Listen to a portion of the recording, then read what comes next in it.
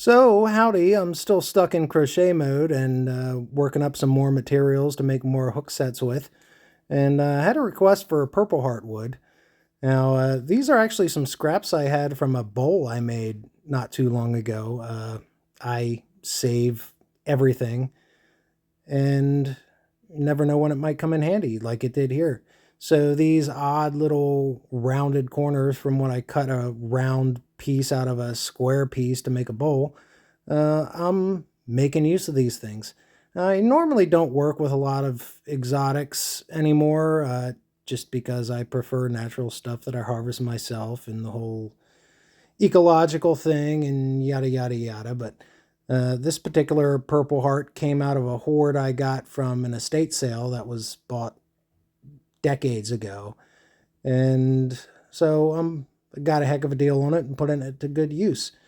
Now, one thing about purple heart, in my mind, the only thing that's really interesting about it is its color, which is stunning. However, the grain is really pretty boring usually.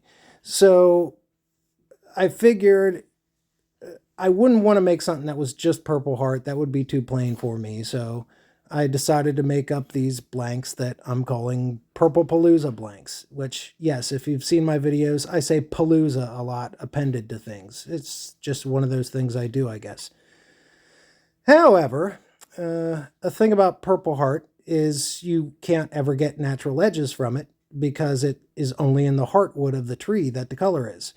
The outside edge is a lighter, even more boring color. So I decided to cut these pieces out and do some bandsaw work and make some unusual kind of natural shaped pieces out of it that I could slap into molds and throw some resin in. And to go with the whole purple palooza theme, I'm using two different shades of purple, a dark purple, a light purple.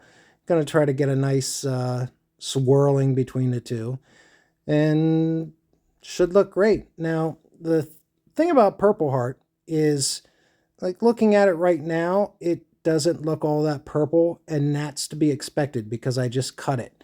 Thing about purple heart is if you cut it, it's a deep reddish kind of chocolate brown wood. It only gets purple after it's exposed to UV light for a couple of hours. So I'm not even going to worry about the purple itself in the wood until after I have these things turned down. And once I have them turned down, then I'm going to throw them in front of a black light for a while or sit on the sun, depending on the weather. That'll really bring out the purple of the wood, but I think they're going to be nice. Thanks.